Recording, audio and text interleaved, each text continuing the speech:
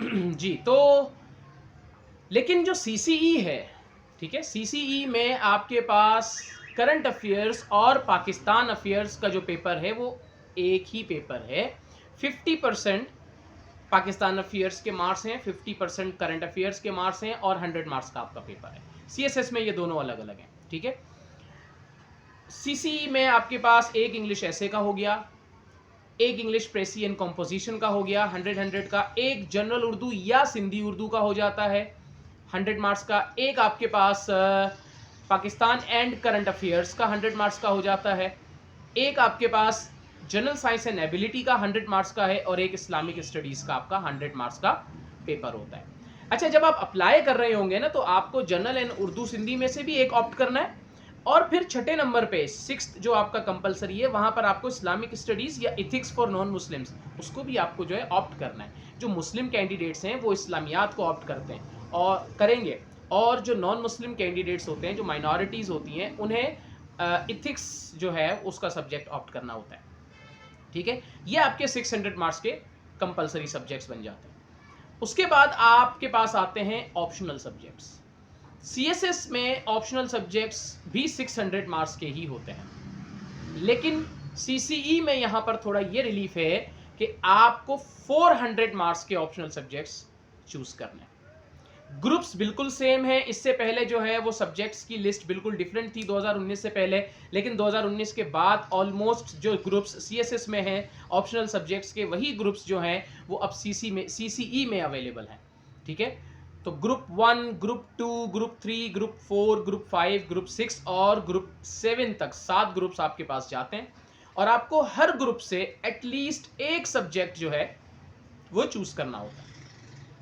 एक subject, 1 subject पर group, और आपको 400 मार्क्स के अपने ऑप्शनल्स क्या करने हैं, कंप्लीट करने हैं। अब यहां पर जब हम बात करते हैं 400 मार्क्स के ऑप्शनल सब्जेक्ट्स को किस तरह से चूज करें, तो ग्रुप 1 में हमारे पास कुछ सब्जेक्ट्स आते हैं जो सारे के सारे 200 मार्क्स के हैं।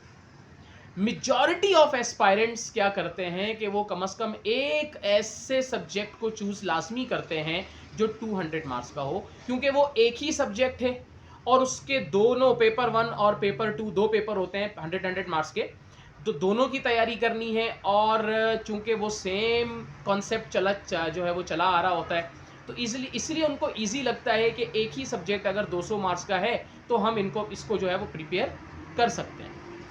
और बाकी ग्रुप 2 से जितने भी सब्जेक्ट्स हैं 7 तक वो 100 मार्क्स के, तो आपको फिर आगे कोई भी 2 और सब्जेक्ट चूज करने होते हैं। तो अगर आप एक सब्जेक्ट 200 मार्क्स का चूज कर रहे हैं तो टोटल सब्जेक्ट्स आप ऑप्शनल में, सीसीई में ऑप्शनल टोटल 3 सब्जेक्ट आप चूज करोगे, 400 मार्क्स पूरे हो जाएंगे, ठीक है। अब सवाल ये पैदा होता है कि सब्जेक्ट की सिलेक्शन कैसे की जाए। सब्जेक्ट सिलेक्शन इतना इंपॉर्टेंट स्टेप है, इतना इंपॉर्टेंट स्टेप है कि बहुत से मेंटोर्स, इवन मेरा अपना पर्सनल एक्सपीरियंस भी रहा कि आपका आधा कॉम्पिटिटिव एग्जामिनेशन, सब्जेक्ट सिलेक्शन अगर आपने प्रॉपर कर ली तो आपका आधा कॉम्पिटिटिव एग्जामिनेशन तो पास है समझो, बाकी आपने अपनी मेहनत करनी है और फिर कॉम्पिटिटिव एग्जाम जो BCSS दे रहे हैं या CC दे रहे हैं तो आपको क्वालिफाई करना है।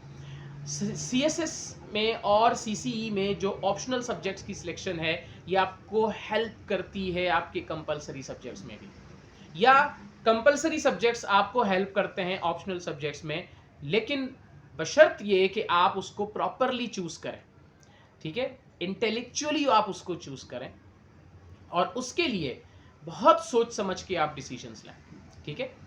फॉर एग्जांपल अगर हम ग्रुप 1 के सब्जेक्ट्स पर जो है वो नज़र डालें, मैं आपको थोड़ी सी इसके हवाले से एक्सप्लेनेशन दे देता हूँ कि ग्रुप 1 में आपके पास 200 मार्क्स का कंप्यूटर साइंस है, 200 मार्क्स की अकाउंटेंसी एंड ऑडिटिंग है, 200 मार्क्स की इकोनॉमिक्स है, 200 मार्क्स का इंटरनेशनल रिलेशंस है एंड 200 मार्क्स का पॉलिटिकल साइंस है। अब सब्जेक्ट सिलेक्शन के हवाले से अगर हम अकाउंटेंसी एंड ऑडिटिंग की बात करें तो ये बेसिकली बैकग्राउंड स्पेसिफिक है। बैकग्राउंड स्पेसिफिक से मुराद के किसी के पास अगर बैकग्राउंड है अकाउंटेंसी एंड ऑडिटिंग का तो वो इसे चूज कर सकते हैं, अगर किसी का बैकग्राउंड नहीं है तो ये उनके लिए डिजास्टर्स साबित होगा। फॉर एग्जाम्पल अगर किसी ने MCOM किया हुआ है एमकॉम किया हुआ है तो एमकॉम, बीकॉम एंड एमकॉम में अकाउंटेंसी बहुत अच्छी खासी है, ठीक है। तो अगर किसी ने एमकॉम किया हुआ है तो एमकॉम किया हुआ बंदा या ACCA किया हुआ बंदा, अगर उसके पास इक्विवेलेंस मौजूद है ग्रेजुएशन की, या CA किया हुआ बंदा, ठीक है, या अगर किसी की BS है अकाउंटिंग एंड फाइनेंस में, या MS किया हुआ है अकाउंटिंग एंड फाइनेंस में, ठीक है, तो वो अकाउंटेंसी एंड ऑडिटिंग की तरफ जा सकता है। 200 मार्क्स का उसके लिए ईजी है, उसका अपना सब्जेक्ट है, ठीक है, तो वो ईजिली उसमें स्कोर कर लेगा। बीकॉम के जो कैंडिडेट्स होते हैं, अगर तो बीकॉम के कैंडिडेट की अकाउंटिंग बहुत अच्छी है, बीकॉम में उसने 90 से नीचे कभी बात नहीं की अकाउंटिंग में, ठीक है, तो वो अकाउंटिंग एंड ऑडिटिंग की तरफ जाए, अदरवाइज वो अकाउंटिंग एंड ऑडिटिंग के बारे में ना सोचे, ठीक है, क्योंकि बीकॉम में आपने गिनती के कोई 3 या 4 सब्जेक्ट पढ़े होते हैं अकाउंटिंग के, ठीक है, और उसको भी ज़्यादातर कैंडिडेट्स में, सबकी बात नहीं कर रहा, ज़्यादातर कैंडिडेट्स जो हैं वो स्पेसिफिक क्वेश्चंस और स्पेसिफिक टॉपिक्स के हिसाब से पढ़ते हैं, क्योंकि उन्हें पेपर पास करना होता है, ठीक है। तो अगर किसी की अकाउंटिंग बहुत अच्छी है बीकॉम करने के बाद, तो वो अकाउंटिंग एंड ऑडिटिंग की तरफ जा सकता है, ठीक है। 200 मार्क्स का सब्जेक्ट है, स्कोरिंग सब्जेक्ट है, बहुत अच्छा स्कोर देगा। इसी तरीके से MBA वाले, क्योंकि MBA की जो डिग्री होती है, MBA की डिग्री ज़्यादातर मैनेजमेंट बेस्ड होती है, अकाउंटिंग के सब्जेक्ट्स उसमें बहुत कम होते हैं, इसीलिए अकाउंटिंग एंड ऑडिटिंग का सब्जेक्ट MBA वालों को अक्सर परेशान करता है। तो MBA में अगर किसी ने फाइनेंस में डिग्री जो है वो कंप्लीट की हुई है, फाइनेंस एज अ मेजर, तो वो अकाउंटिंग एंड ऑडिटिंग की तरफ जा सकता है, ठीक है। जो अगर बाकी मार्केटिंग वाला है, HRM वाला है, सप्लाई चेन वाला है, उनके लिए ये सब्जेक्ट थोड़ा मुश्किल हो जाता है, ठीक है। फिर आ जाता है computer science, again background specific. अगर आपकी BS या MS इन कंप्यूटर साइंस है या IT इंफॉर्मेशन टेक्नोलॉजी में डिग्री है तो आप जा सकते हैं, यू कैन ऑप्ट, 200 मार्क्स का सब्जेक्ट है, ठीक है। लेकिन कंप्यूटर साइंस की जो पासिंग ट्रेंड रहा है, स्कोरिंग ट्रेंड रहा है, वो इतना ख़ास नहीं रहा, ठीक है, कि हालांकि MSc और MS किए हुए लोग भी जो है वो कंप्यूटर साइंस में उतना अच्छा स्कोर नहीं कर सकते, पास हो जाते हैं। और अक्सर ऐसा भी देखा है कि MCS हुआ है या BS हुआ है 4 साल का कंप्यूटर साइंस में, मगर कंप्यूटर साइंस का पेपर CSS का या CCE का पास नहीं कर पाए, ऐसे भी केसेस हुए हैं। इकोनॉमिक्स की अगर हम बात करें, 200 मार्क्स का है, तो इकोनॉमिक्स भी अगेन हम देखेंगे तो ये बैकग्राउंड स्पेसिफिक है, बैकग्राउंड स्पेसिफिक है। अगर आपके पास BS 4 साल की, या आपके पास MS की डिग्री है, या MA इकोनॉमिक्स हुआ है, तो आप इकोनॉमिक्स की तरफ जा सकते हैं। अदरवाइज जो किसी का अगर इकोनॉमिक्स में बैकग्राउंड नहीं है तो वो इकोनॉमिक्स की तरफ ना जाए। अब जो आपके पास इंटरनेशनल रिलेशंस और पॉलिटिकल साइंस के ये जो 2 सब्जेक्ट्स हैं, ये विदाउट बैकग्राउंड भी हो सकते हैं। इंटरनेशनल रिलेशंस 200 मार्क्स का है, पॉलिटिकल साइंस भी 200 मार्क्स का है, और बहुत हेल्प करते हैं। इंटरनेशनल रिलेशंस आपके पाकिस्तान अफेयर्स में हेल्प करता है, आपके करंट अफेयर्स में हेल्प करता है, और इसके अलावा इंटरनेशनल रिलेशंस आपके एसेज में भी काफ़ी हद तक हेल्प करता है। इंटरनेशनल रिलेशंस एक और सब्जेक्ट आता है हमारे पास ग्रुप 6 में गालिबन, इंटरनेशनल लॉ, उसमें हेल्प करता है। और इंटरनेशनल रिलेशंस जो है वो काफ़ी हद तक एक दो और भी हमारे पास सब्जेक्ट्स हैं, लाइक हिस्ट्री ऑफ USA में भी कुछ हद तक ये ओवरलैपिंग करता है, हेल्प करता है। और चूँकि इसमें जो टर्मिनोलॉजीज़ यूज़ हो रही होती हैं, और जो कॉन्सेप्ट्स, जो सिलेबस आप इसमें पढ़ रहे होते हैं, आप अपनी कॉन्सेप्ट्स को क्लियर कर रहे होते हैं, आप अपनी एनालिसिस, अपने व्यूज़ बना रहे होते हैं, चीज़ें, वो पूरा सिलेबस जो आप कवर कर रहे होते हैं, तो इसके लिए बैकग्राउंड की कोई ज़रूरत नहीं है। साइंस बैकग्राउंड या डॉक्टरेट डिग्री है, MBBS है, इंजीनियरिंग कर रखी है, तो वो भी इंटरनेशनल रिलेशंस चूज़ करते हैं और करते आए हैं और पास भी किया है, ये ट्रेंड्स हम देखते रहें। बाकी रही पॉलिटिकल साइंस की बात, तो पॉलिटिकल साइंस भी विदाउट बैकग्राउंड चूज़ किया जा सकता है। पाकिस्तान अफेयर्स के साथ इसकी अच्छी खासी ओवरलैपिंग है, कुछ हद तक करंट अफेयर्स में भी आपकी ये हेल्प करता है, क्योंकि इसका जब आप सिलेबस देखेंगे ना, सिलेबस मौजूद है, ठीक है, मैं शेयर कर दूंगा आप लोगों के साथ। जब आप इसका सिलेबस देखेंगे ना, तो आप सिलेबस ही को देख के आपको आइडिया हो जाएगा कि कौन कौन से सब्जेक्ट्स में ये ओवरलैप कर रहे हैं। कॉन्स्टिट्यूशनल लॉ की अगर हम बात करें, ग्रुप 6 में अगेन ये एक सब्जेक्ट आता है, ठीक है, इसके साथ भी ये अच्छा खासा ओवरलैप होता है पॉलिटिकल साइंस, और विदाउट बैकग्राउंड आप इसकी तैयारी कर सकते हैं, इसको ऑप्ट कर सकते हैं। तो ज़्यादातर कैंडिडेट्स जो एस्पायरेंट्स होते हैं कॉम्पिटिटिव एग्जामिनेशंस के, वो आइदर इंटरनेशनल रिलेशंस की तरफ जाते हैं जिनका बैकग्राउंड नहीं है, और आइदर वो पॉलिटिकल साइंस की तरफ जाते हैं। 200 के सब्जेक्ट, 200 मार्क्स के ये सब्जेक्ट्स हैं, ठीक है। फिर आपको 100 मार्क्स के 2 सब्जेक्ट्स और चूज़ करने हैं, अगर कोई इन दोनों में से एक चूज़ किया हुआ है तो। ठीक है, अच्छा नेक्स्ट जब हम जाते हैं बाकी ग्रुप्स पे, ठीक है, तो बाकी ग्रुप्स में सारे के सारे सब्जेक्ट्स हैं 100 मार्क्स के। कुछ मैंने जिस तरह से आपको अभी एग्जाम्पल दी ग्रुप 1 की, कुछ ऐसे सब्जेक्ट्स हैं, कुछ ऐसे सब्जेक्ट्स हैं कि जिसमें बैकग्राउंड की नीड है, लाइक केमिस्ट्री है, लाइक फिजिक्स है, अप्लाइड मैथमेटिक्स है, प्योर मैथमेटिक्स है, स्टैटिस्टिक्स है, बैकग्राउंड है, बैकग्राउंड डिग्री आपके पास रिलेटेड डिग्री है, रिलेवेंट डिग्री है तो आप ले सकते हैं, नहीं है रिलेवेंट डिग्री तो आप इसको ऑप्ट नहीं कर सकते, फेल कर देंगे। ठीक है, इसी तरीके से बहुत से ऐसे सब्जेक्ट्स हैं जो विदाउट बैकग्राउंड या जिसमें आपकी डिग्री नहीं है, आप उसको ऑप्ट कर सकते हैं और आप उसकी तैयारी कर सकते हैं। ठीक है, जैसे हमारे पास जेंडर स्टडीज़ आता है, जैसे हमारे पास history of Pakistan and India आता है, यूरोपियन हिस्ट्री आता है, हिस्ट्री ऑफ यूएसए आता है, इस्लामिक हिस्ट्री एंड कल्चर आता है, और क्रिमिनोलॉजी है, इन्वायरमेंटल साइंस एक ऐसा सब्जेक्ट है कि अगर आपने अपना इंटरमीडिएट लेवल तक साइंस पढ़ा है तो आप इन्वायरमेंटल साइंस कवर कर सकते हैं, क्योंकि इन्वायरमेंटल साइंस का 25% तक का एक पोर्शन जो है, 20 से 25% तक का एक portion same to same overlap करता है जनरल साइंस एंड एबिलिटी में। इन्वायरमेंटल साइंस के वहाँ पर भी एक आपके पास पूरा एक पोर्शन मौजूद है, ओवरलैप करता है। तो अगर इन्वायरमेंटल साइंस अगर आप चूज़ करते हैं, उसकी तैयारी आपने कर ली है, तो वहाँ के एक पोर्शन की तैयारी आपको करने की ज़रूरत नहीं पड़ेगी, क्योंकि ऑलरेडी हो गई। इसी तरीके से ऐसे कुछ और सब्जेक्ट्स भी होते हैं, कुछ एस्पायरेंट्स जिनकी एमए उर्दू या एमए इंग्लिश जो है डिग्री होती है, तो वो इंग्लिश लिटरेचर या उर्दू लिटरेचर की तरफ भी जाते हैं, मगर मेजॉरिटी लिटरेचर की तरफ जाने से अवॉइड करती है, हालांकि उनकी डिग्री भी होती है इसमें। वजह क्या है? स्कोरिंग ट्रेंड नहीं है, स्कोर बहुत कम आता है। ठीक है, और एस्पायरेंट्स या कैंडिडेट्स ये चाहते हैं कि हम ऐसे सब्जेक्ट्स चूज़ करें जिनका स्कोरिंग ट्रेंड हो। अब जैसे मैं आपको बताता हूँ, हिस्ट्री ऑफ यूएसए में स्कोरिंग ट्रेंड अच्छा है। अगर आप बहुत अच्छी तैयारी करके जाते हैं और अच्छा पेपर दे के आते हैं तो ये 70s में भी देता है, 80s में भी देता है स्कोर। इसी तरह history of India in Pakistan देख लें तो सब्जेक्ट बहुत अच्छा है, पाकिस्तान अफेयर्स में आपको ऑलमोस्ट पूरा ओवरलैप कर देता है ये। ठीक है, पाकिस्तान अफेयर्स को पूरा ओवरलैप कर देता है, और करंट अफेयर्स में भी ये आपको अच्छी खासी जो है ओवरलैपिंग देता है, क्योंकि आपका पूरा बैकग्राउंड बना हुआ होता है। ठीक है, history of India and Pakistan पढ़ने के बाद। लेकिन स्कोरिंग ट्रेंड इसका जो है वो लो है, ये आपको 40 से लेके 60 के बीच में मार्क्स देता है। बहुत कम ऐसा हुआ है कि 60 से ऊपर स्कोर किया हो। ठीक है, अदरवाइज ये 40 से 60 के बीच में मार्क्स देता है। ठीक है, इसी तरीके से अगर हम जेंडर स्टडीज़ देखें तो ये 2000 सीएसएस में 2016 में नया न्यू सब्जेक्ट के तौर पर इंटर हुआ था, और यहाँ सीसीई में सिंध पब्लिक सर्विस कमीशन में जो है ये 2019 से इंटर हुआ है। तो इसका जो स्कोरिंग ट्रेंड है वो बहुत अच्छा है, इजी सब्जेक्ट है, और मैक्सिमम जेंडर स्टडीज़ को अगर आप प्रॉपर टाइम दें तो ये 20 से 25 डेज़ में प्रिपेयर हो जाता है, ऐसा सब्जेक्ट है ये। ठीक है, क्रिमिनोलॉजी बहुत अच्छा सब्जेक्ट है, स्कोरिंग सब्जेक्ट है।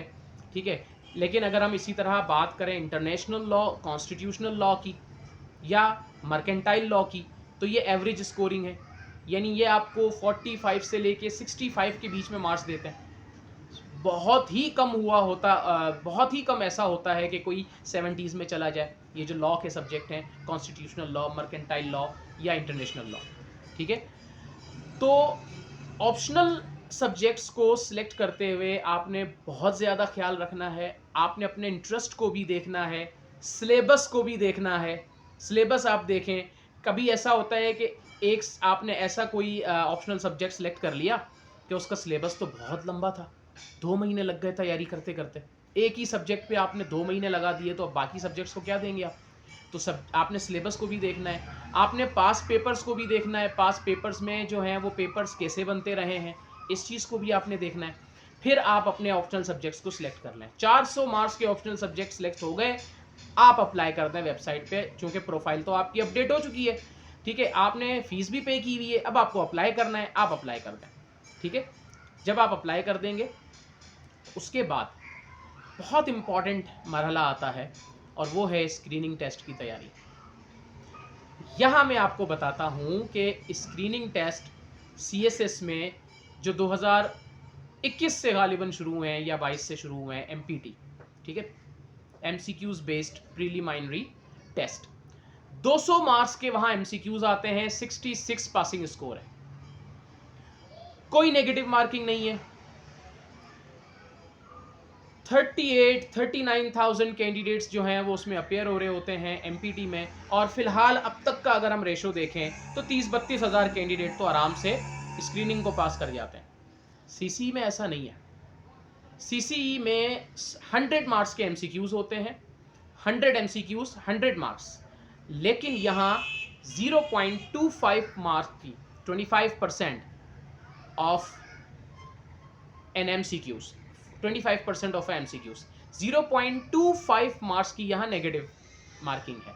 ठीक है, नेगेटिव मार्किंग होने की वजह से पासिंग रेशो जो है स्क्रीनिंग टेस्ट में, CCE के स्क्रीनिंग टेस्ट में बहुत डाउन हो जाता है। आप यकीन करें कि 1800 से 2000 या 2500 कैंडिडेट या समटाइम्स 3000 कैंडिडेट पास होते हैं, और वही रिटन एग्जामिनेशंस में जो है अपीयर होते हैं। बाकी सारे के सारे जिन्होंने CCE में अप्लाई किया हुआ है वो नेगेटिव मार्किंग की वजह से पहले ही स्टेज में बाहर हो जाते हैं, स्क्रीनिंग में बाहर हो गए, रिटन तक की नौबत ही नहीं आई। तो स्क्रीनिंग की तैयारी आपको बहुत अच्छे से करनी है। स्क्रीनिंग के हवाले से मैं एक अलग से वीडियो बनाऊंगा आप लोगों के साथ, और होप्स हो कि मैं ऑनलाइन सेशन भी उसके हवाले से करूं। आज का ऑनलाइन सेशन जो है वो इसलिए भी नहीं हो सका कि सब्सक्राइबर्स की कुछ लिमिटेशंस थी और कुछ दूसरी लिमिटेशंस थी चैनल पर, क्योंकि न्यूली चैनल आप लोगों के लिए मैंने आप सब के लिए जो है वो डेवलप किया है, तो उस वजह से मैं फ़िलहाल आज ऑनलाइन सेशन नहीं दे सका। लेकिन इंशाल्लाह इन फ्यूचर जो है मैं आप लोगों को अपने इसी चैनल के through online sessions live streaming देता रहूँगा। ठीक है, तो आई थॉट कि मैं आज जो मुझे बातें करनी थी, जो चीज़ें आप लोगों के साथ शेयर करनी थी, वो मैं वीडियो की फॉर्म में अपने चैनल पे अपलोड कर दूं ताकि आप लोगों तक पहुंच जाए। अच्छा, स्क्रीनिंग जो है उसके हवाले से एक डिटेल्ड में सेशन जो है वो बनाऊंगा आप लोगों के लिए, और उसमें सारी चीज़ें डिस्कस होंगी, क्या प्रिपेयर करना है, किस चीज़ों की क्या क्या चीज़ें आती हैं पेपर में, स्क्रीनिंग पेपर में क्या क्या चीज़ों जो हैं, क्या क्या चीज़ें आपको देखनी हैं और किन चीज़ों पे ज़्यादा फोकस करना है, ये सारी चीज़ें उसमें डिटेल में डिस्कस होंगी। ठीक है, अभी अगर डिस्कस करेंगे तो बहुत ज़्यादा लंबी वीडियो हो जाएगी। अब जब आप स्क्रीनिंग पास कर जाते हैं तो फिर रिटर्न की बारी आती है, फिर आपको रिटर्न एग्जाम देना है। अच्छा, एक बात याद रखिएगा कि अक्सर व बेशतर स्क्रीनिंग और रिटर्न के बीच में मैक्सिमम 3 महीने का गैप होता है।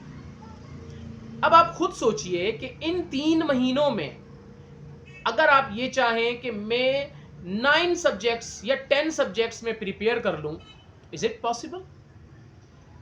यूट्यूब पे बेतहाशा वीडियोस आपको मिलेंगी कि 3 महीने में जो है वो मैंने CSS क्वालिफाई किया, या 3 महीने में मैंने जो है वो CSS की तैयारी की, सिर्फ 3 महीने, कोई कहेगा 2 महीने की थी, कोई कहेगा 4 महीने की थी। ठीक है, कुछ लोगों का स्टेमिना होता है, कुछ लोगों का माइंड ऐसा है कि वो एक बार चीज़ को गो थ्रू कर ले तो वो उसके दिमाग में उसकी इमेज बन जाती है और वही इमेज उसको एग्जाम में काम आती है। सबके पास तो जो है वो ऐसा दिमाग नहीं होता ना। अब सबका जो माइंड मेंटालिटी लेवल है, सबका जो माइंड है वो एक जैसा नहीं है। ठीक है, बहुत से ऐसे एस्पायरेंट्स हैं जिनकी आप जर्नी पढ़ोगे, जिनकी आप हिस्ट्री देखोगे, ठीक है, उनकी सक्सेस स्टोरीज पढ़ोगे तो उन्हें 2-2, 3-3 साल भी लगे हैं अपने कॉम्पिटिटिव एग्जामिनेशंस को क्वालिफाई करने में, पास करने में, और आज जिस जगह पर वो मौजूद है वहाँ पहुँचने में। ठीक है, तो बात का निचोड़ ये है कि ओवरऑल बात ये है कि आपको जो 3 महीने मिलेंगे ना उस दौरान, वो 3 महीने इनफ नहीं है रिटन की तैयारी के लिए। तो रिटन की तैयारी आपको अभी से शुरू करनी है, अपना एक शेड्यूल सेट करना है, अपनी टाइमिंग्स को प्रॉपरली सेट करना है। अगर कोई जॉब करता है तो जॉब की टाइमिंग और जो बाकी दूसरी एक्टिविटीज़ हैं उस टाइमिंग को मद्देनज़र रखते हुए, अपनी नींद और आराम को मद्देनज़र रखते हुए आपको अपना शेड्यूल सेट करना है। एटलीस्ट कम अज़ कम जो जॉब नहीं करते, कम अज़ कम वो 5 to 6 आवर्स का जो है शेड्यूल सेट करें डेली बेसिस का। और जो जॉब पर्सन्स हैं, जो जॉब पर मौजूद होते हैं, 9 to 5 काम कर रहे होते हैं, तो कम अज़ कम वो अपनी 3 घंटे तो निकाल ही सकते हैं, या एक ही टाइम निकाल लें, सुबह में फजर के बाद, या रात में निकाल लें, या 1.5 घंटा सुबह फजर के बाद देख लें, 1.5 घंटा रात को देख लें, यानी कोई भी जो है वो कॉम्बिनेशन बन सकती है। तो एटलीस्ट 3 आवर्स अ डे जो है जॉब पर्सनल्स वो टाइम जो है वो सेट करें, और डेली बेसिस का। इसमें डिटर्मिनेशन की ज़रूरत होती है। आपने एक बार डिसाइड कर दिया कि आपको कॉम्पिटिटिव एग्ज़ाम देना है, तो इसका मतलब है कि अब आपको कॉम्पिटिटिव एग्ज़ाम देना है, ठीक है। और उसके लिए आपने मेहनत करनी है, उसके साथ आपने एक कमिटमेंट कर लेनी है अपने साथ, और जो आपने फैसला किया है कॉम्पिटिटिव एग्ज़ाम में अपेयर होने का, उसके साथ एक कमिटमेंट कर लेनी है कि भाई मैं मेहनत करके अपना पूरा बेस्ट दूंगा। देन आप उस हिसाब से अपनी मेहनत करें और कोशिश करें, ठीक है। बाकी की जो बातें हैं वो इंशाल्लाह हम नेक्स्ट वीडियो में देखते हैं। Thank you.